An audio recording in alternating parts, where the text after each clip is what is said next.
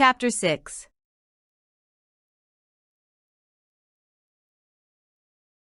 The Cherry Tree.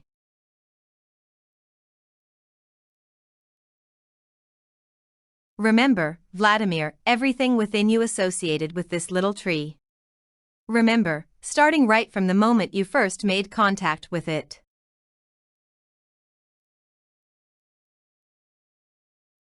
I shall try to remember, if you think it's important. Yes, it's important. I was riding in my car, I don't remember where I was going. We stopped near the Central Market. I asked my driver to get out and buy some fruit.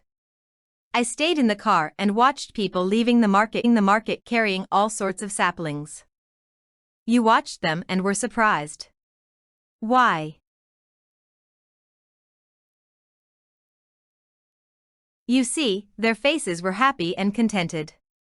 Even though it was cold and rainy out, here they were hauling away some kind of saplings with their roots all bound in cloth.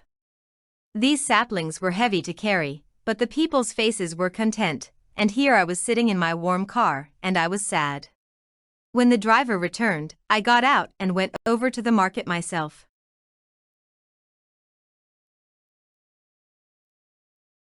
I kept walking up and down past the merchant's stalls and bought 3 cherry saplings. As I was tossing them into the baggage compartment, the driver said that one of the saplings wouldn't survive, since its roots had been cut too short, and I'd better throw it out right off, but I decided to keep it. It was the most graceful of the 3. Then I went and planted the saplings in the garden of my country home. I threw in extra topsoil around the tree with the short roots, and a sprinkling of peat moss, along with a bit of fertilizer. In trying to help it, you burnt 2 more little roots of the sapling with the fertilizer, Anastasia added. But it survived. In the spring, when the buds started coming out on the trees, its branches came to life, too. Little leaves began to appear. Then I set out on my commercial expedition. But before that, Anastasia observed, every day for a period of more than 2 months you would drive out to your country house and the first thing you did was go and see how the little tree was getting on. Sometimes you stroked its branches. You were so happy to see the leaves and kept watering the tree. You drove a stake to the ground and fastened the trunk to it with twine all around so the wind wouldn't break it.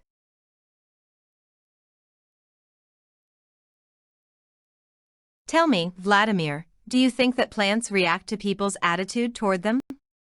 Do you think they feel good and bad thoughts?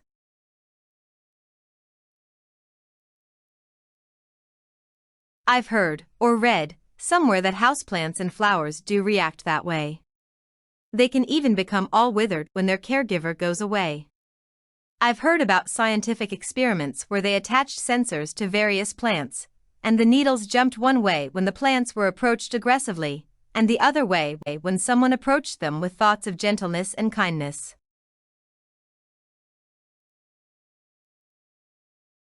So, Vladimir, you know about plants reacting to the expression of human feelings. And, according to the grand Creator's design, they strive to do all within their power, all that they can, to meet man's needs. They bring forth fruit, and try to arouse positive emotions in man with their flowers beautiful and fair indeed. They put oxygen into the air so that we can breathe.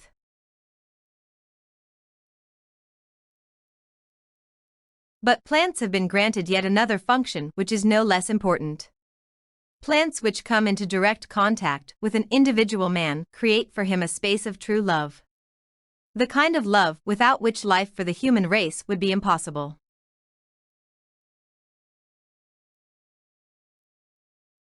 Many docniks are in a hurry to get out to their plots because it is there that such a space has been created for them. And this little Siberian cherry tree you thought to plant, the one you cared for yourself, it tried to do the same as all other plants and perform its assigned function.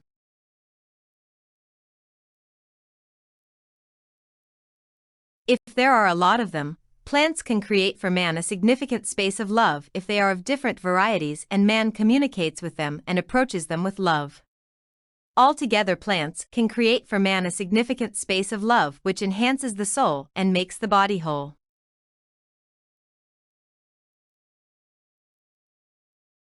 You see, Vladimir, altogether, when there are a lot of them. But you looked after just one sapling. And so, this one little Siberian cherry tree began aspiring to do what only a number of plants acting together can do.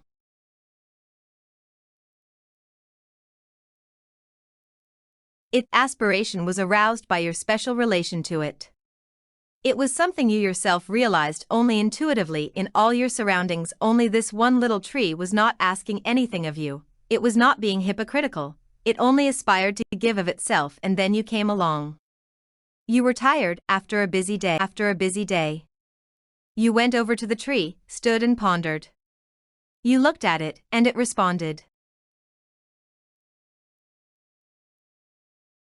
Before the first ray of dawn appeared in its perfection, the leaves of the tree tried to catch that ray's reflection in the brightening sky. And when the sun went down afar, it tried using the light of a bright star. And as it persisted, something transpired by and by, just a wee bit of something transpired.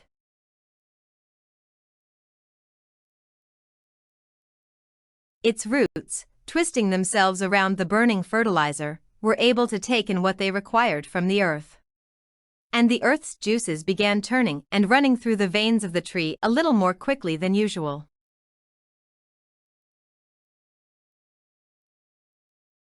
And then one day, in an early morning hour, you came and saw the little flowers to which the tree's delicate branches had given birth. The other saplings were devoid of flowers, but this one, thanks to your gift of caring, had already blossomed. You were overjoyed.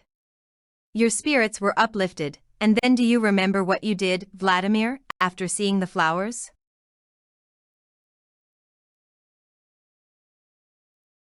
I really was overjoyed. For some reason my mood was on a high, I felt a lightness in my head. I went and stroked its branches with my hands. You gently stroked its branches. And you said, "Well now, my beauty, you've blossomed."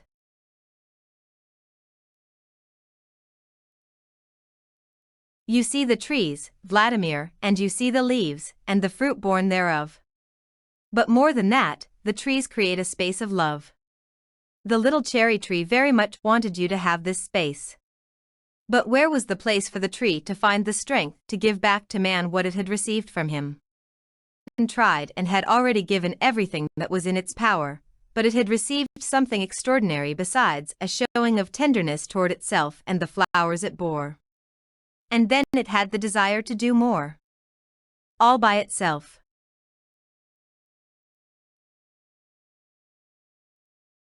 You went off on your very long expedition. And then, completing your journey and returning, the first thing you did was go to the garden plot to see your little cherry tree. But along the way you were eating cherries you had bought at the market.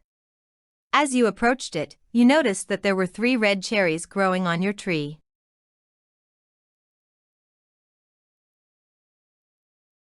You stood there beside it, all tired out, eating the bought cherries and spitting out the stones.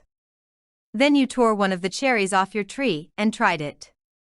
Indeed, it was just a little bit sourer, a little less sweet than the market cherries you had decided to eat, and you did not touch the other 2. I had had my fill of the other cherries. And this one was indeed sourer.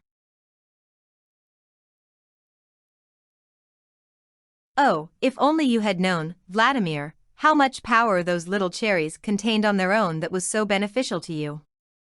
How much energy and love. From the depths of the earth and the expanses of the universe and more, the tree had gathered everything helpful for you and poured it into these 3 cherries. It had even let one of its branches withers in order to make these 3 cherries ripen. One of them you tried, but you left the other 2 on the tree to die.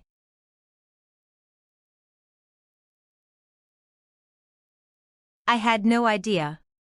But still, I was happy that it was capable of bearing fruit. Yes, you were happy. And then, do you remember what you did this time? Me? Well, I stroked the tree's branches some more. And you not only stroked them. You kissed the leaves on the branch, which was resting on the palm of your hand.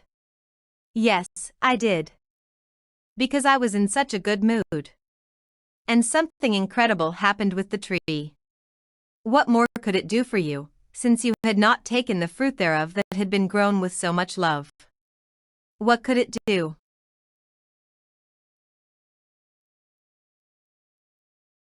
It trembled from the kiss of man, and the thought and feelings inherent only in man but produced by this little Siberian cherry tree took flight into the universe's space of light to give back to man what it had received from him. To give back to man its kiss of love, to warm him with this, the bright feelings, the space of love. And all laws that thought swept across the universe but could not find a resting place, a means of manifesting the breath, the life of itself, knowing that one cannot find a resting place means death.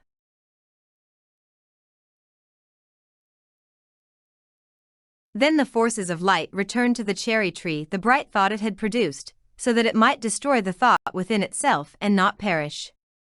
But the tree did not pick it up. The little Siberian cherry tree's burning desire endured unchanged, extraordinarily pure and trembling.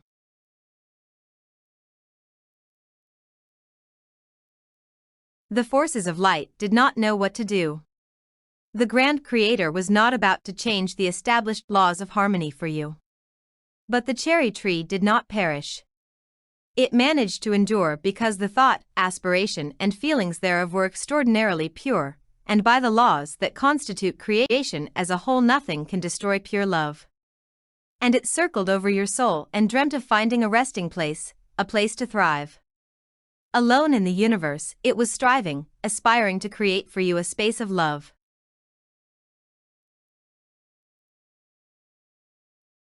I came to your ship to at least try to be of some help and fulfill the cherry tree's desire to find this resting place, to manifest its love. Even though I did not know to whom it was addressed. Anastasia paused. You mean to say, I queried, that your relationship to me arose out of your desire to help the tree?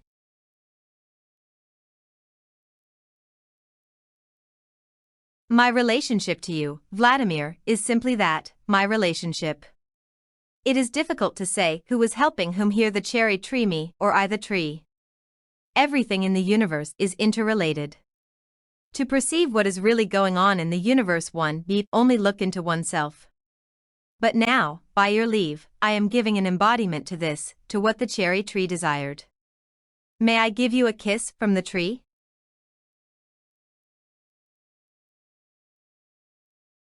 Of course, you may. Since it's the right thing to do. And when I get home, I shall eat all of its fruit. Anastasia closed her eyes. She pressed her hands to her breast and quietly whispered.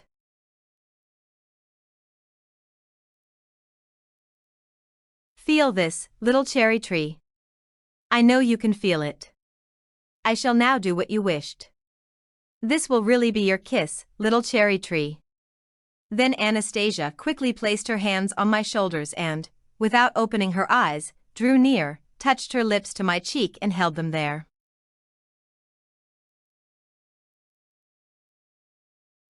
It was a strange kiss, just the touch of her lips. But it was not like any I had ever received before. It aroused an extraordinarily pleasing sensation, one I had never felt up to now. The technique of moving the lips or tongue or body probably had nothing to do with it. What counted most probably was what was hidden in the inner man that was manifesting itself in the kiss.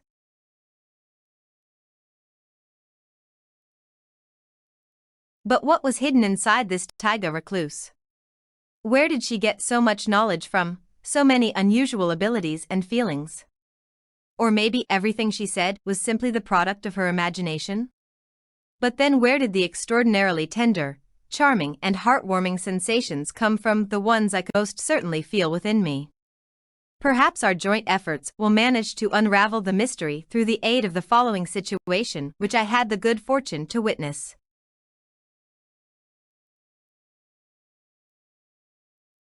Chapter 7.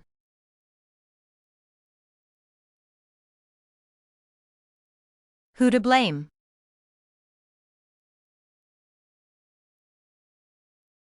Once when Anastasia was trying to explain something to me about lifestyles and faith, but couldn't find suitable, understandable words, which she no doubt very much wanted to find, a curious incident took place.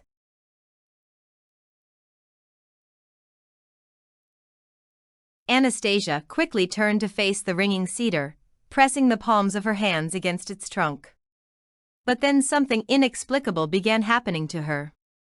Lifting up her head and addressing either the cedar or someone way up high, all at once she started speaking passionately and with concentrated attention in a combination of words and sounds. She was evidently trying to show or explain something or plead for something. From time to time her monologue seemed to be infused with tones of persistent demanding. The resonant ring of the cedar increased in volume. Its ray became brighter and thicker. And then Anastasia demanded sharply, "Answer me. Answer. Explain. Give it to me, she said, shaking her head and even stamping her bare feet. All at once the pale glow of the ringing cedar's treetop became focused into a ray, and the ray suddenly broke off from the cedar and flew upward and dissolved into thin air. But at this point another ray appeared, coming down to the cedar from above. It seemed to consist of a bluish mist or cloud.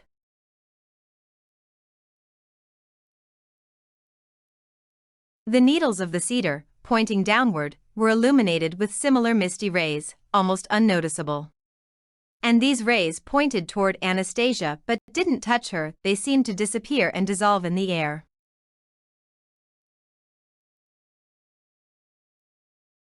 And when she insistently stamped her feet and even slapped the ringing cedar's huge trunk with the palms of her hands, the glowing needles began stirring and their rays joined to form a single ray of bluish mist. It aimed itself downward toward Anastasia but did not touch her. The ray dissolved in the air, literally dissolved at about a meter away from Anastasia at first, then at just half that distance.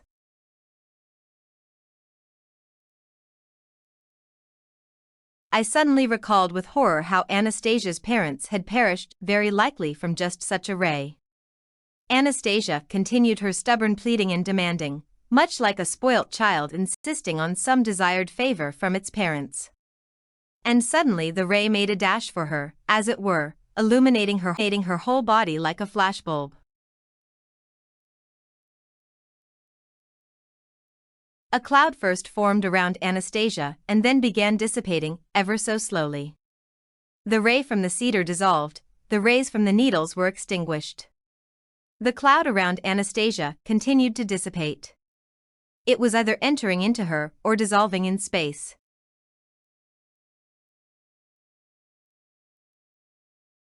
Now radiant with a joyous smile, she turned and took a step in my direction. Then she stopped and began staring past me at something beyond. I turned around to see Anastasia's grandfather and great-grandfather coming into the glade. The tall, gray-bearded great-grandfather walked slowly, just ahead of his son.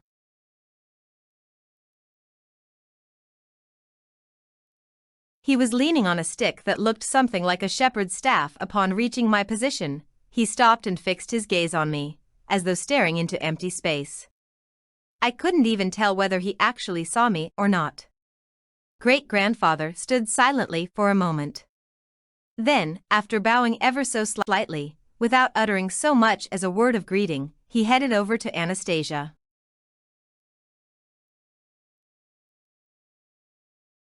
Even though grandfather was a bit of a fussbudget, he was a very simple man. His whole demeanor pointed to a kindest and cheerful fellow. As he approached the spot where I was standing, he at once stopped and offered me a simple shake of his hand. He started to say something, but I can't recollect exactly what he said. For some reason, both of us felt our attention and concern suddenly drawn to what was going on at the base of the cedar.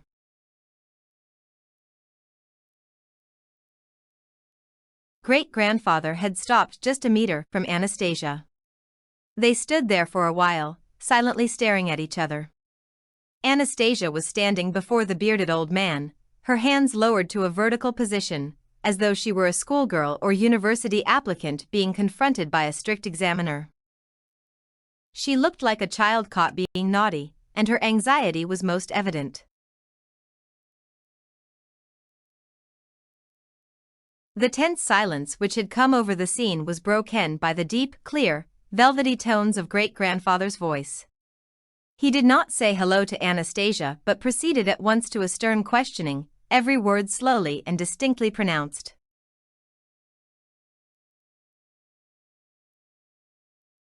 Who can make an appeal directly to him without going through the light and rhythm that have been bestowed upon us?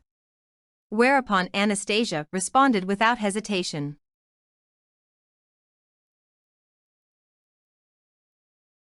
Any man can make an appeal to him. From time immemorial he himself has taken great pleasure in talking with man.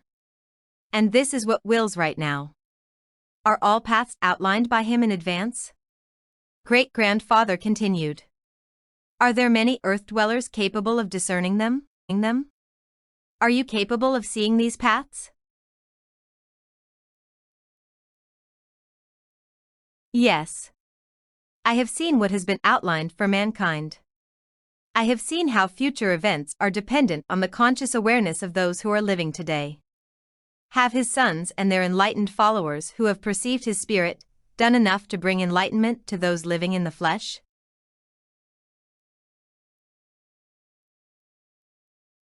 They have done and are doing everything, not even taking thought for their own life. They have borne witness to the truth and are still bearing witness. Can one who has seen the truth have any doubt about his intellect, kindness, and magnificence of spirit?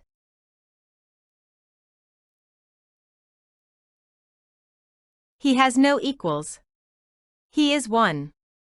But he does wish to communicate. He wants people to understand and love him as he loves. In communicating with him, is it permissible to be insolent and demanding?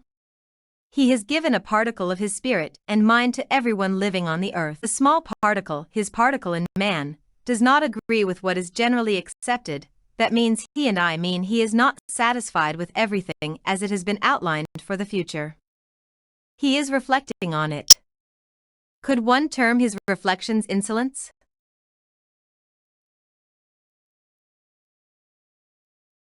Who is permitted to hasten the pace of his reflections? Only the one who gives permission. And just what are you asking for? I am asking how to give understanding to those who do not understand, how to inculcate feeling in those who do not feel. Has the lot of those who fail to perceive truth been determined?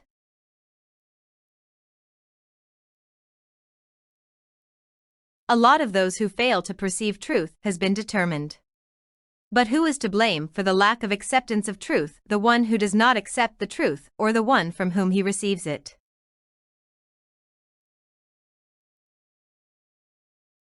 What? You mean, you? Great-grandfather said in agitation and then fell silent. He stood silently for a while, looking at Anastasia. Then, with the help of his staff, like a cane, he got down on one knee and took Anastasia's hand. Inclining his silvery gray head toward her, he kissed her hand and said,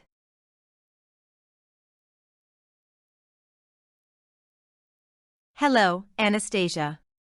Anastasia herself at once knelt down before her great-grandfather and exclaimed with excitement and surprise, "What do you mean, grandpakins, treating me like a child?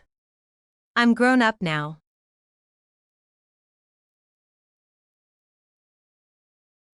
Then she put her arms around his shoulders, snuggled her head against his beard-covered chest, and held still.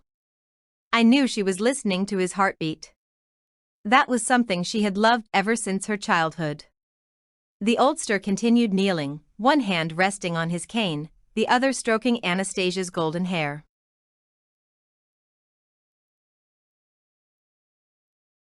Grandfather got excited and rushed over to his father and granddaughter, who were both still kneeling. He began strutting around them, throwing up his arms in some bewilderment. Then all of a sudden, he too got down on his knees and embraced them both.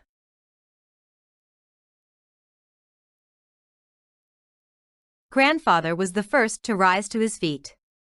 He then helped his father up. Great-grandfather was still staring intently at Anastasia. Then he slowly turned around and started walking off. Grandfather in the meantime started muttering away, though it wasn't clear whether he was addressing anyone in particular. All the same, they're all spoiling her. Even he spoils her. Dear me, just look at where she's got to. She pokes her nose in wherever she feels like it. There's nobody to teach her Alish son. Who will now help the Dokniks? Who, I say? Great-grandfather stopped in his tracks. He slowly turned around and said distinctly, in his deep velvety voice.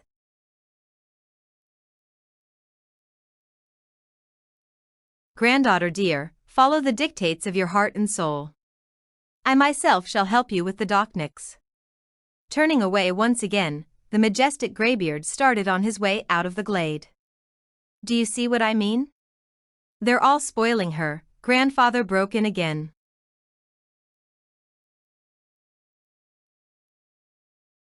Picking up a short switch, he strutted over to Anastasia.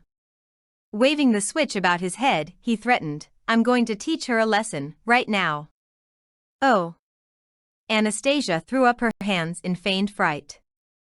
Then she gave a laugh and ran off, trying to elude her pursuing grandfather.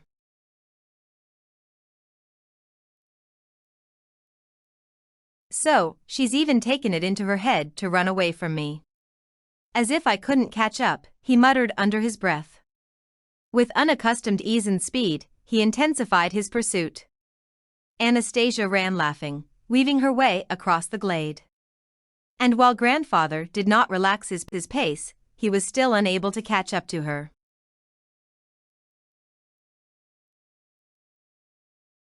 Suddenly grandfather gasped and sat down, grasping his leg. Anastasia quickly turned about, her face full of concern. She ran over to her grandfather and held out her hands to him. And all at once, she stopped. Her infectious peals of laughter filled the glade. I paid particular attention to her grandfather's pose and realized the source of her mirth.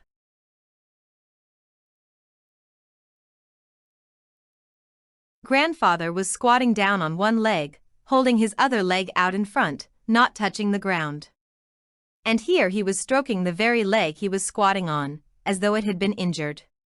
He had outsmarted Anastasia, but she was not deceived.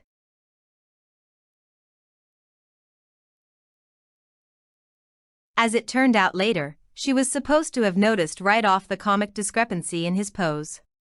While Anastasia was laughing, grandfather managed to seize her by the arm. He raised his switch and gave her a light spanking, like a child. Anastasia squealed, trying to pretend it was painful. And in spite of the endless laughter she was trying so hard to restrain, grandfather put his arms around her shoulders and said,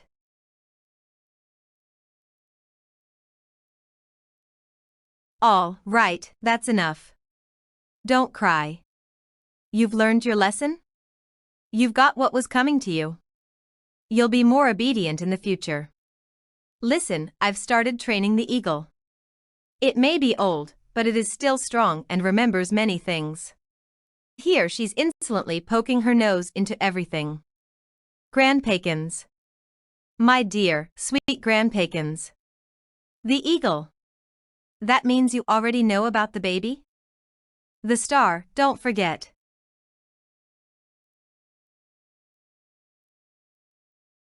Anastasia didn't let her grandfather finish. Putting her arms around his waist, she lifted him off the ground and spun him around.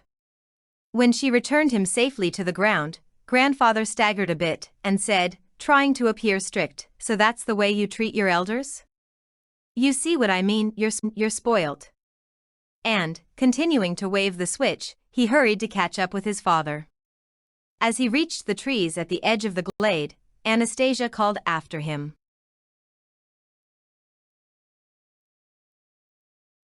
"Thank you, grandpakins, for the eagle. Thank you very much." Grandfather turned around and looked at her. "Only just be, my dear child. Please remember to be more." His voice was too gentle.